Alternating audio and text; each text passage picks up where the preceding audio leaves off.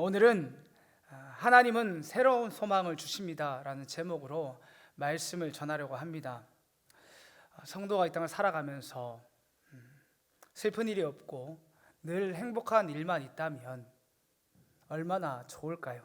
그런데 이 땅에 죄가 들어온 이후부터 그것은 불가능해졌습니다. 그래서 모든 가정에는 희노애락이 모두 있습니다.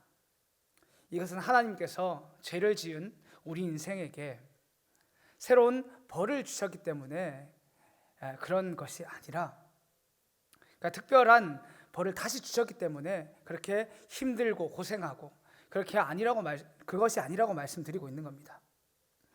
이 땅에 살아가는 모든 사람들은 사망의 권세 아래에 매여 살아가는데, 이 사망의 권세에 매여 사는 자들이 서로 얽혀 살기 때문에, 그래서 우리는 서로 살아가는 가운데서 슬픔이 있고 고난이 있고 그런 일들이 있게 되는 것입니다. 오히려 하나님께서 이런 우리 인생 가운데서 은혜를 주셨기 때문에 기쁨도 있고 소망도 생겨나고 그런 것이라고 말씀을 드리고 있는 것입니다. 내가 보기에 저 가정은 하나님께서 참 물질의 복을 많이 주셔서 걱정이 없는 가정일 것 같아 보여도, 그것 때문에 참 행복한 가정일처럼 보여져도 그 가정에도 어려움은 있습니다. 또 내가 보기에 저 가정은 자녀의 문제가 없습니다. 학교도 좋은 곳을 잘 가고 진로 문제, 그 모든 걸 잘 해결받았음에도 불구하고 우리가 보기에는 아무 걱정이 없을 것 같지만 우리가 모르는 아픔이 그 가정 가운데 있습니다. 우리가 다른 가정을 보면서 그 문제가 보여지지 않는 이유는 무엇이겠습니까? 물질의 걱정에 휩싸여 있는 사람은 다른 가정을 볼 때에 물질적인 복을 받은 것, 그것만 집중해서 봅니다. 또 자녀의 문제가 있는 분은 자녀가 행복한 가정을 보시면서 저거면 됐지 하고 다른 것들은 눈에 들어오지 않습니다. 근데 중요한 것은 하나님께서는 모든 가정에 각각의 문제를 남겨두셨습니다. 우리가 그 모든 이유를 알지는 못합니다. 그런데 하나 명확한 것은 그 모든 문제를 통하여서 우리가 하나님 앞에서 교만하지 않고 우리가 오직 하나님의 은혜로 살아가는 존재인 줄 깨닫게 하시려고 그렇게 남겨두셨습니다. 창세기 4장부터의 이야기는 아담과 하와가 에덴 동산을 쫓겨나서 그 죄악된 세상에서 살아간 이야기입니다. 근데 이것이 우리에게 어떤 의미를 가지는가 하면, 이 죄악된 세상에 살아가는 그 모든 인생은 하나님의 은혜 없이는 살 수 없는 그런 인생인 줄 깨닫게 하시고, 이 아담과 하와에게 소망을 주신 그 하나님께서 우리에게도 동일한 소망을 주신다는 것을 깨닫게 합니다. 그래서 오늘 이 말씀을 통하여서 아담과 하와에게 또 그 시대 사람들에게 주신 그 소망, 그것이 우리에게도 임한다는 사실을 기억하며 또 생각하며 이 말씀을 듣는 시간 되길 간절히 소원합니다. 할렐루야. 첫 번째는 절망 가운데 찾아온 소망이란 제목으로 말씀을 전하려고 합니다. 아담과 하와 가정에도 참 어려움이 많았습니다. 그들에게 어떤 어려움이 있었을까요? 아담과 하와가 처음에 선악을 알게 한 열매를 따먹음으로 에덴 동산에서 쫓겨나게 됩니다. 그래서 에덴 동편에서 은혜를 사모하며 그렇게 살고 있었습니다. 근데 이들이 여기 살 때에 어떤 마음으로 살았는지를 우리가 어떻게 살펴볼 수 있을까요? 어떻게 생각을 해볼 수 있을까요? 바로 자녀의 이름을 보면 알 수가 있습니다. 이름에 대한 간단한 설명을 좀 드리면, 성경에서 이름을 보면 무조건 하나님의 약속이다, 그런 것은 아닙니다. 또 어떤 이름만 나오면 다 하나님의 속성이고 그런 것도 아닙니다. 가장 중요한 것은 하나님께서 우리에게 글로 주셨기 때문에 문맥이 가장 중요합니다. 예를 들면 출애굽기 3장에 보시면 하나님께서 모세에게 나는 스스로 있는 자라고 직접 계시하셨지 않습니까? 그러면 그것은 하나님의 속성이 됩니다. 아, 우리 하나님은 스스로 계시는 분이시구나. 그렇게 알 수 있는 것이고, 또 출애굽기 17장에 보시면 이스라엘 백성이 출애굽한 이후에 아말렉과 전투를 하게 되고 이긴 이후에 제단을 쌓고 여호와 니시라고 말하게 됩니다.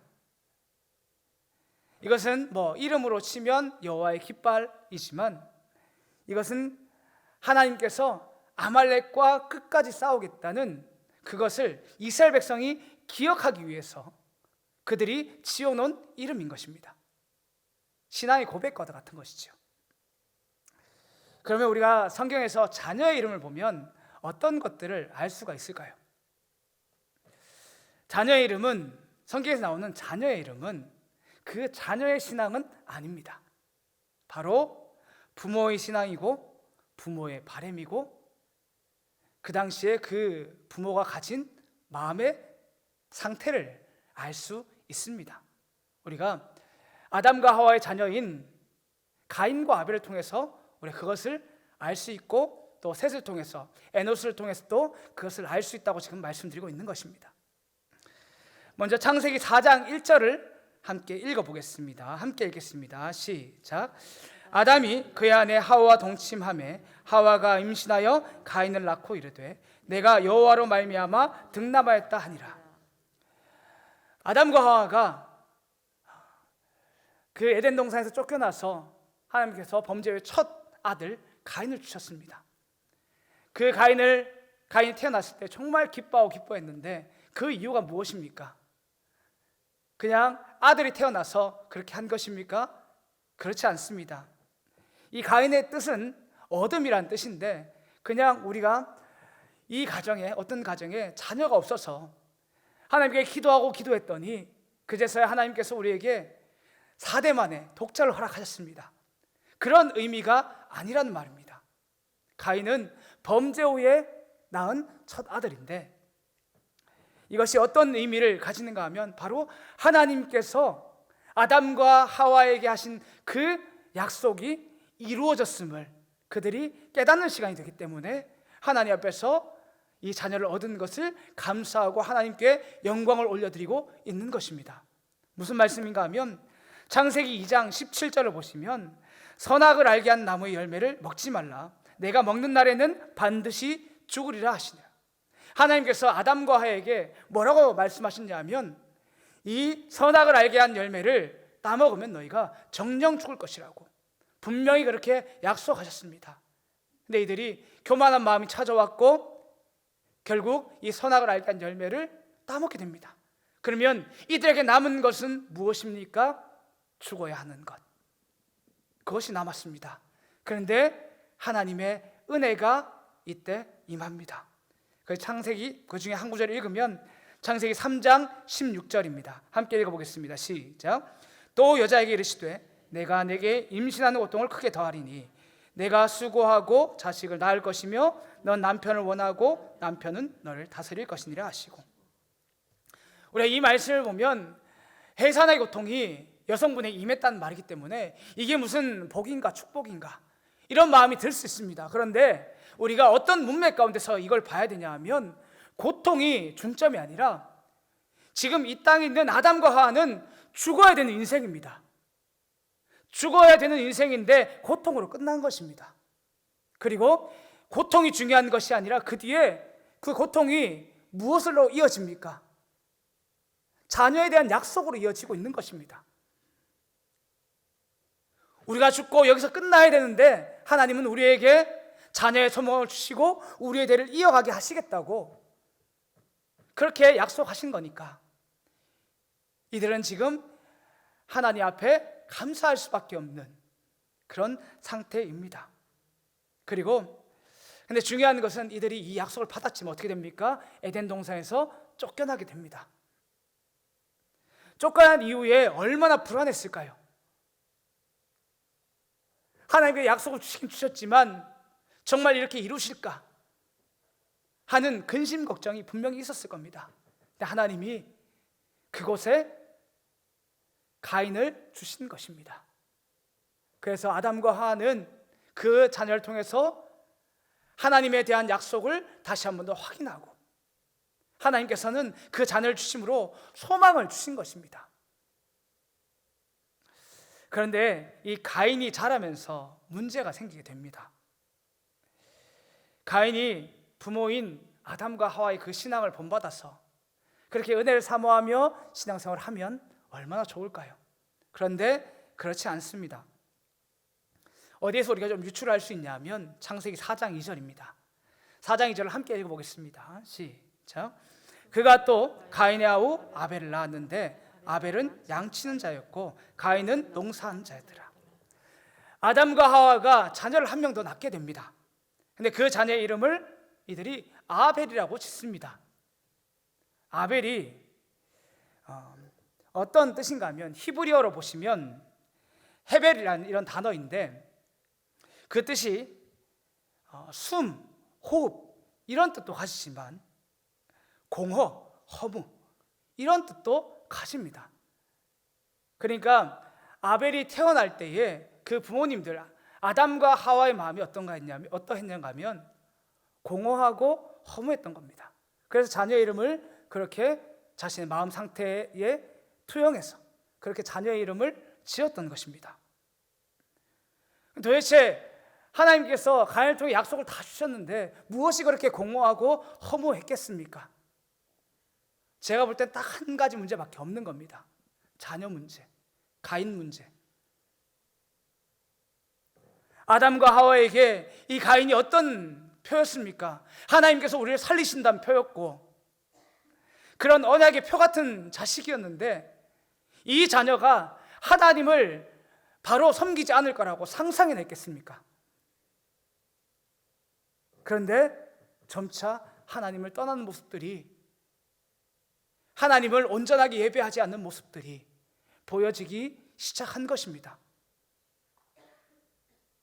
그래서 그 에덴 동편에서 하나님, 우리는 어떻게 해야 됩니까? 하면서 그렇게 허무한 마음으로 소망 없이 살아갈 때에 그때 하나님께서 아벨을 주신 것입니다. 너무나 감사한 것이 무엇입니까? 이 아벨은 하나님을 신령과 진정으로 예배하는 그런 자녀였습니다. 창세기 4장 4절을 함께 읽어보겠습니다. 시작. 아벨은 자기도 양의 첫 새끼와 기름으로 드렸더니 여호와께서 아벨과 그의 제물을 받으셨으나. 저번에 한번 말씀을 드렸으니까 간단하게 말씀드리면, 하나님께서 아벨과 그의 제물을 받으셨다 이렇게 말씀했습니다. 그 말은 곧 아벨은 하나님 앞에서 자신의 삶을 드리고, 그리고 자신에게 있는 그 제물도 구별해 드리는 그런 자였던 것입니다. 정말 하나님께서 위로를 주신 것이죠.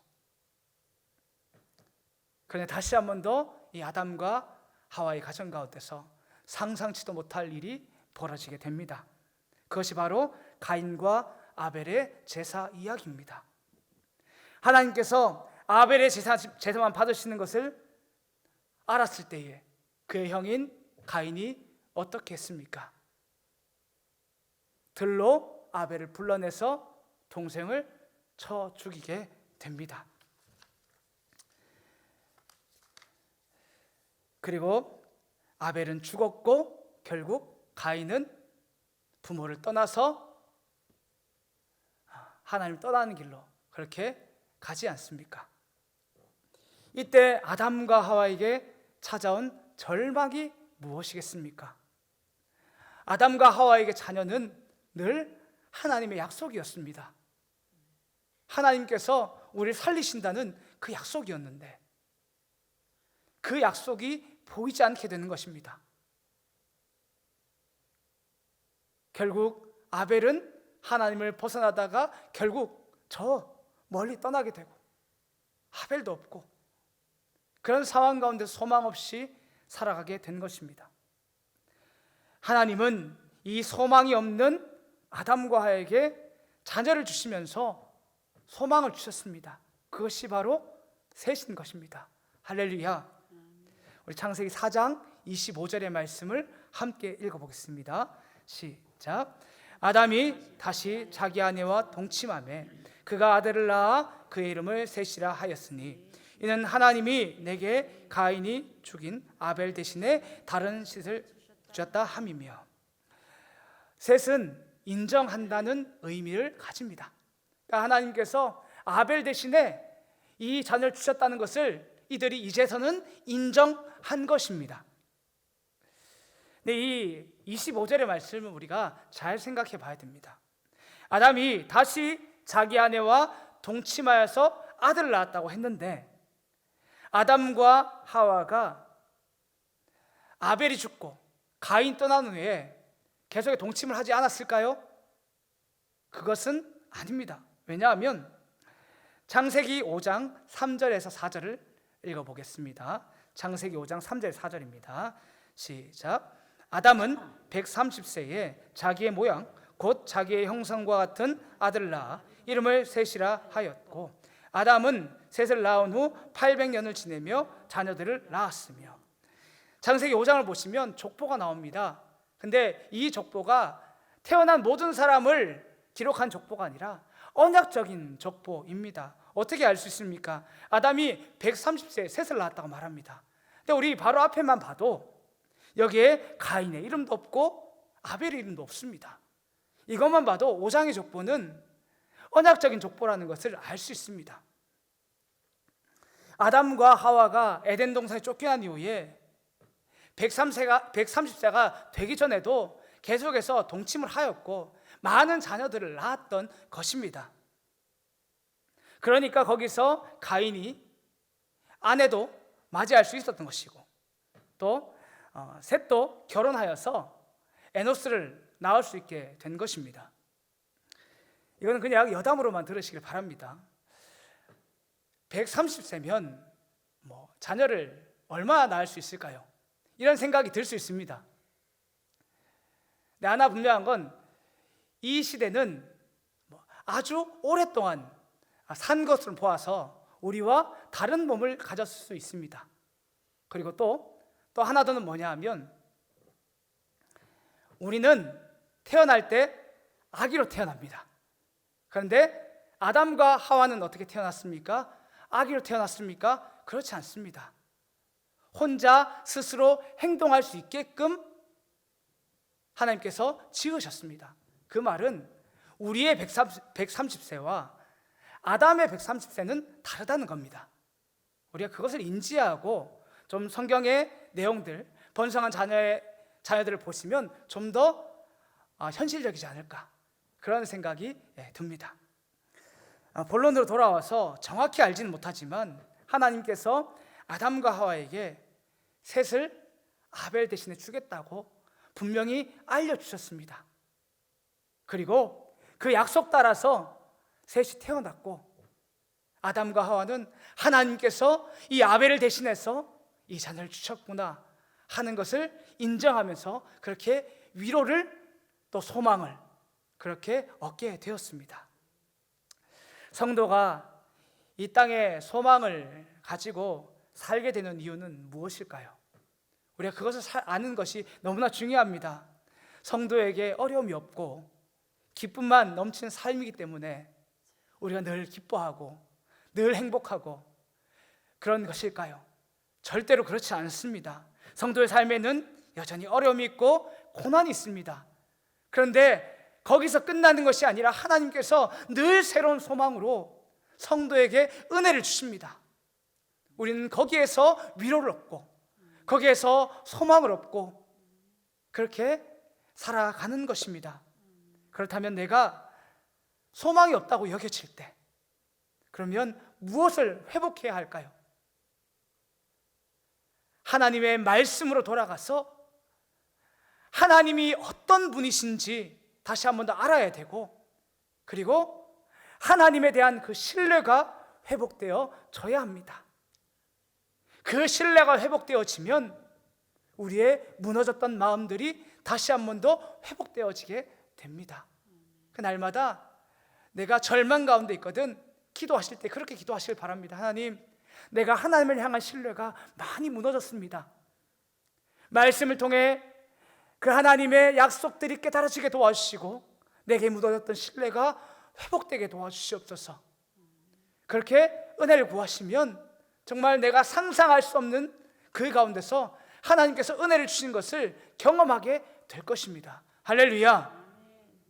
그리고 이 말씀이 고난 가운데 있는, 어려운 일 가운데 있는 성도님들에게 위로가 되길 간절히 소원하는데, 로마서 8장 28절의 말씀을 우리 함께 읽어보겠습니다. 시작. 우리가 알거니와 하나님을 사랑한 자 곧 그의 뜻대로 부르심을 받은 자에게는 모든 것이 합력하여 선을 이루느니라. 아멘. 지금 내게 닥친 일이 참으로 힘이 듭니다. 이게 힘이 들지 않다는 건 거짓말입니다. 고난이 닥쳐왔는데 어떻게 힘이 들지 않을 수 있습니까? 힘이 듭니다. 근데 중요한 것은 하나님은 반드시 우리에게 이 문제 가운데서 견디림을 주십니다. 반드시 견디림을 주십니다. 그리고 이 모든 일을 합력하여서 가장 좋은 길로 인도하는 분이십니다. 할렐루야. 이것을 어떻게 설명해 드릴까 하다가 퍼즐로 좀 설명을 드리면 좋을 것 같습니다. 그냥 우리는 하나님을 생각하시고 그냥 다니엘 6장 이야기 다 아시죠? 다니엘이 신앙생활 잘하다가 사자굴에 던져졌는 그 이야기, 그 이야기를 1000피스짜리 그림으로 이렇게 해서 그림으로 딱 맞춰서 피스 1000개짜리로 퍼즐로 이렇게 해놓은 겁니다. 그런데 우리가 그 그림이 무슨 그림인지 모른다고 생각하시고 이 퍼즐을 한번 맞춰간다고 생각해 보시길 바랍니다. 우리가 열심히 그 퍼즐을 맞췄더니 한 부분이 맞춰졌습니다. 그런데 그 다니엘이 어두컴컴한 동굴에 있는 것입니다. 얼마나 무섭고 두렵고 그렇겠습니까? 우리가 좀 더 그 퍼즐을 잘 맞춰보니까 옆에서 사자가 으르렁 하는 것이 보여집니다. 이 두 가지만 보여지면 얼마나 허망합니까? 근데 우리가 좀 더 그 퍼즐을 맞추면 어떤 은혜가 그곳에 있는지 알지 않습니까? 하나님의 천사가 그곳에 임하셔서 그 사자의 입을 막으셨고 다니엘이 기도하는 가운데서 그 천사를 통해서 다니엘 지키셨지 않습니까? 그 은혜가 다니엘의 삶 가운데서 있었습니다. 그런데 그 퍼즐을 좀 더 맞추니 어떤 퍼즐이 완성되었습니까? 여기는 한번 읽어봤으면 좋겠습니다. 다니엘서 6장 26절에서 27절입니다. 함께 읽겠습니다. 시작. 내가 이제 조서를 내리노니 내 나라 관할 아래에 있는 사람들은 다 다니엘의 하나님 앞에서 떨며 두려워할지니 그는 살아계시는 하나님이시요 영원히 변하지 않으실 이시며 그의 나라를 멸망하지 아니할 것이요 그의 권세는 무궁할 것이며 그는 구원도 하시며 건져내기도 하시며 하늘에서든지 땅에서든지 이적과 기사를 행하시는 이로써 다니엘을 구원하여 사자 입에서 벗어나게 하였음이라 하였더라. 이 당시의 왕이 누굽니까? 바로 메대 왕 아닙니까? 그 당시에 그 강대국이었던 왕이 뭐라고 말하냐면 조서를 씁니다. 이 조서를 나라 곳곳에 보냅니다. 그래서 하나님을 찬양하는 그 조서를 이 나라 가운데서 쓰게 됩니다. 다니엘이 사자굴에 던져졌을 때에 얼마나 두려웠을까요? 무슨 생각을 했을까요? 제가 이 6장을 묵상하면서 봤을 때 내가 사자굴에 들어갔을 때 만약에 내 옆에 사자가 있으면 나는 어떻게 해야 될까? 저는 실눈도 못 뜰 것 같더라고요. 그냥 떨어지자마자 그때부터 기도를 하지 않겠습니까? 얘가 공격할지 어떡할지 모르겠지만 내가 사자굴에 떨어진 걸 알았으니까 떨어지자마자 그것을 기도할 수밖에 없는 것입니다. 그런데 그 뒤에 무슨 하나님의 큰 일을 알겠으며 아무것도 모르지 않았을까요? 그런데 어떤 일이 되게 하셨습니까? 하나님의 영광이 드러나고 이 이방 나라에 복음이 전해지는 그런 귀한 일을 하나님께서 하신 겁니다. 성도에게 주신 고난도 똑같은 것입니다. 지금 내 눈에 보기에는 캄캄한 굴밖에 안 보이고, 내 눈에 보기에는 사자가 위협하는 그 환경밖에 보이지 않는데, 우리가 하나님께 주신 그 힘을 붙들고 조금만 더 인내하면 하나님께서 놀랍도록 일하시는 그것을 반드시 볼 날이 오게 됩니다. 할렐루야. 성도의 소망은 어려움이 없는 그런 환경에서 오는 것이 아닙니다. 어려움이 있지만, 힘든 일이 있지만, 그 가운데서도 하나님께서 우리를 붙들고 계시지, 그 하나님을 향한 신뢰로부터 오는 것임을 잊지 않으시길 간절히 소원합니다. 두 번째는 비로소 여호와 이름을 불렀더라. 하나님께서 구원의 역사를 이루어 가시려고 셋을 주셨습니다. 그리고 감사하게도 셋과 그 셋의 사람들이 저 가인의 후손처럼 하나님을 떠나는 것이 아니라 하나님을 온전히 예배하는 그런 세대로 세워지게 됩니다. 26절의 말씀을 함께 읽어보겠습니다. 4장 26절입니다. 함께 읽겠습니다. 시작. 셋도 아들을 낳고 그의 이름을 에노스라 하였으며 그때 사람들이 비로소 여호와의 이름을 불렀더라. 우리 이 말씀을 잘 생각해 보시길 바랍니다. 그때 사람들이 비로소 여호와의 이름을 불렀더라 라는 말은 반대로 말하면 그 전에 특정한 기간 동안 여호와의 이름을 부르지 않은 시간이 있었다는 말이겠지요. 아담과 하와가 분명히 에덴 동산을 나와서 그렇게 하나님을 예배하고 제사하고 그렇게 했었는데 왜 하나님을 예배하지 않는 그런 일들이 일어났을까요? 제가 볼 땐 딱 하나입니다. 소망이 사라졌으니까.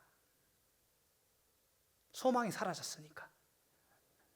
아벨도 죽고 가인도 떠나고, 하나님이 정말 우리를 사랑하는 것이 맞나? 하나님이 정말 내 제사를 받으시나? 그런 두려움이 찾아온 것입니다. 이 기간이 짧지 않았습니다. 정확히 얼마나 하나님 찾지 않았는지는 저도 알지 못합니다. 근데 조금만 유추를 해본다면 아담과 하와가 셋을 낳았을 때가 130세입니다. 그리고 그의 자녀인 셋이 에노스를 낳았을 때가 105세입니다. 창세기 5장 6절을 함께 읽어보시면, 함께 읽겠습니다. 시작. 셋은 105세에 에노스를 낳았고, 그러니까 제가 생각할 때 아무리 짧아도 105년 동안은 좀 방황하는 시간이 있지 않았겠나라고 유추해 볼 수 있습니다. 이건 정답은 아닙니다. 근데 언제 이것이 회복되냐 하면 셋이 에노스를 낳았을 때에 그 시대의 사람들이 비로소 여호와의 이름을 부르면서 하나님을 예배하는 그런 세대가 됩니다. 이게 어떻게 회복이 되었는지가 그 에노스라는 이름에 있습니다. 에노스는 뜻이 어떤 거냐면 사람, 인류, 그런 뜻을 가집니다. 아담과 똑같은 뜻입니다. 근데 이제 포함된 의미가 조금 다른데, 이 에노스가 어떤 뜻을 가지냐 하면 사람은 연약한 존재, 죽을 수밖에 없는 존재, 그런 의미가 포함되어 있습니다. 그러니까 우리 모든 인생은 연약한 존재이구나, 죽을 수밖에 없는 존재이구나, 이것을 셋이 깨달았던 것이고, 그리고 그 시대의 사람들이 깨달았던 것입니다. 그러니까 하나님께서 약속하신 대로 정말 우리는 죽을 수밖에 없는 인생이구나 하는 것을 다시 한 번 더 절감하게 된 것입니다. 정말 감사한 것이 무엇입니까? 이 시대의 사람들이 하나님을 찾기 시작했다는 것, 이게 정말 감사한 일인 것입니다. 이것은 절대로 당연한 일이 아닙니다. 하나님의 은혜입니다.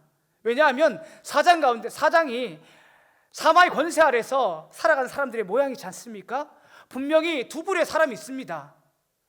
하나님 떠난 가인, 그 가인의 후손인 라멕의 자손들은 어떻게 살아갔습니까? 그 사마의 권세 아래 매여 살아갈 때에 라멕은 자신의 힘을 키우고 자신의 힘을 자랑한 자였습니다. 그의 자녀들도 자신의 즐거움을 위해 살아가고, 그리고 자신을 위해서 물질을 모은 자였습니다. 그렇게 하나님이 없는 것처럼 그들은 살았습니다. 똑같은 절망이 찾아왔을 때에 셋 시대의 사람들은 하나님을 찾았습니다. 이것이 은혜인 것입니다. 그러니까 그 시대의 사람들이 우리가 죽을 수밖에 없는 자인 줄 깨달았을 때 우리의 소망이 하나님입니다. 다시 한 번 더 하나님의 약속을 붙드는 길밖에 없습니다 라고 절감하게 된 것입니다. 이것이 여기 계신 모든 성도님에게도 있기를 간절히 소원합니다. 하나님께서 어떻게 하나님을 예배하는 그 세대를 세우시는가 하면 바로 하나님만이 소망이라고 그렇게 절감하게 하십니다. 나의 삶을 보면 참으로 속상할 때가 많지 않습니까? 주일날 말씀을 듣고 한 주간 삶을 살려고 세상으로 뛰쳐나가면 어느 순간 결심했던 내 모든 결심들은 사라져 있고, 어느 순간 내가 진짜 예수 믿는 사람이 맞나 할 정도로 세상 사람들과 뒹굴고 살아가는 그런 나의 모습을 보게 됩니다. 그러면서 내가 정말 세상의 빛이 맞나, 내가 정말 세상의 소금이 맞나, 내가 정말 하나님의 자녀가 맞긴 한가 하는 그런 마음이 찾아오지요. 그렇게 낙심하는 그 시간들이 쓸모없는 시간들이 아닙니다. 그렇게 하나님의 말씀 붙들고 그 씨름하는 시간이 하나님의 은혜를 절감하는 시간인데, 나는 아무것도 알 수 없습니다. 오직 주의 능력과 은혜로만 내가 살아갑니다 하는 것을 깨닫는 시간이 됩니다. 그래서 정말 어떻게 보면 좀 형식상 기도하던 그 시절들이 바뀌어서 주님 앞에 진짜 은혜를 구하며 기도하는 그런 심령들로 바뀌어지게 됩니다. 제가 얼마 전까지만 하더라도 참 막연하게 신앙생활을 했습니다. 하나님의 영광을 위해 살면 되겠지, 말씀대로 살면 되겠지, 기도하면 되겠지, 그렇게 저도 살았습니다. 그런데 하나님께서 저를 불쌍히 여기시고 정말 주님의 은혜가 필요한 자라는 걸 절감하게 하셨습니다. 전에 말씀드렸기 때문에 간단히 말씀드리면 신대원 마치고 신대원 마쳤습니다. 그러니까 앞으로 제가 이제 목사가 될 사람입니다. 얼마 안 남았습니다. 그때 저 혼자 말씀 붙들고 씨름할 때 하나님께 은혜를 주셨는데 제가 정말 죄인 중에 괴수구나 하는 것을 깨닫게 하셨습니다. 그것이 마태복음 5장 39절 말씀인데, 그냥 읽어만 드리면, 난 너에게 이르노니 악한 자를 대적하지 말라. 누구든지 내 오른편 뺨을 치거든 왼편도 돌려대며. 늘 읽었던 말씀이지만 저는 깨닫지 못했으니까 하나님께서 이날 말씀 가운데서 무너지게 하신 것이 맞습니다. 저는 그때만 해도 제가 사역자니까 그래도 다른 부분보다 좀 낫지 않나, 그런 교만함이 가득했었고, 그래도 다른 사람보다 좀 더 사랑이 있는 사람 아닌가 라고 생각했었습니다. 그런데 아니었습니다. 말씀을 비춰보니까 어찌나 말씀과 상관없이 살려고 했던 자인지, 주님께서 분명히 악한 자 사랑하라고, 그것을 씨름하라고 내게 명령하셨는데 나는 그것과 전혀 상관없는 삶을 살면서도 죄인 줄도 모른 채, 이 문제를 놓고 기도할 줄도 모른 채 그렇게 살았었습니다. 하나님께서 그제서야 깨닫게 하셨고, 또 제가 하나님 앞에서 해결받아야 될 문제가 참 많겠지만 그중에 또 하나는 뭐였냐면, 제가 보시면 이렇게 잘생긴 사람이 아닙니다. 여기서 웃으시면 제가 굉장히 민망합니다. 저도 보시면 알겠지만 키도 좀 하고, 제가 이 자리에 서면 담임 목사님 키가 워낙 크셔가지고 지금 제가 밑에 발판이 있습니다. 발판이 있는데 담임 목사님보다 작습니다. 그렇죠. 네. 제가 굉장히 키도 작고 외모적인 컴플렉스도 많고 그랬습니다. 그래서 엄청 명품을 입거나 그런 걸 바라지 않습니다. 그래도 좀 옷이 이제 몸이 워낙 안 좋다 보니까 좀 딱 맞춰가지고 입으려고 애씁니다. 예. 그러니까 옷을 신경 쓰고, 예, 신발도 신경 쓰고 그런 마음이 있었다는 거죠. 예, 제 마음 한켠에는 그냥 좋은 명품은 아니지만 예쁜 옷을 입고 싶고, 또 좋은 신발도 하나 갖고 싶고, 또 좋은 차도 갖고 싶고, 예, 그런 마음이 있었습니다. 제가 차를 산 것이 사실 대동교회 오면서 처음으로 하나님의 은혜로 산 거거든요. 그 전까지 계속 걸어 다녔습니다. 예. 지금 어떻게 걸어 다니는지 모르겠습니다. 네. 어제 계속 걸어 다니고 버스 타고 다니고 37까지 계속 그냥 걸어 다니고 버스 타고 그렇게 다녔습니다. 근데 제 마음에 어떤 마음이 있었냐면 이게 괜찮지가 않았습니다. 그렇다 보니까 다른 성도님들이 저보다, 제가 37살이니까 저보다 어린 청년들은 그래도 열심히 일하다 보면 저보다 훨씬 좋은 차 많이 탑니다. 무슨 말씀인지 아시죠? 그때에 저는 차가 없지 않습니까? 온전히 축복을 못 해주겠더라고요. 제가 사역자인데 정말 하나님께서 복을 주셨습니다라고 내가 말은 하고 있는데 내 마음 한켠에 하나님 나는 왜 이럽니까? 그런 마음들이 떠나질 않더라고요. 하루는 하나님께서 내 삶을 놓고 말씀 묵상하며 깨닫게 하신 것이 있습니다. 하나님께서 네가 왜 이렇게 집착하느냐 라고 이제 저한테 이제 그냥 제 마음에 묻는 것 같았습니다. 그래서 제 삶을 돌아보니까 제가 저를 볼 때에 참 못나 보였습니다. 참 못나 보였습니다. 그래서 내가 조금만 더 예쁜 옷을 입으면 좀 멋있어 보이지 않을까. 내가 그래도 좀 아주 좋은 차는 아니지만 그래도 좀 예쁜 차를 타면 좀 멋있어 보이지 않을까. 그런 마음들이 제 가운데 찾아온 것이었습니다. 그때 하나님께서 또 한 번 내 마음을 무너지게 하셨는데 그때 어떻게 하셨냐면 네가 정말 존귀한 이유가 무엇이냐? 좋은 옷으로 널 치장해서 네가 존귀한 거냐? 좋은 차로, 좋은 집으로 널 치장해서 네가 존귀한 거냐? 라고 물으셨는데 그때 하나님 깨닫게 하신 것이 네가 하나님의 형상이니까 존귀한 것 아니냐. 그거 하나가 믿어지게 하셨고 그거 하나가 참 저를 위로하게 했습니다.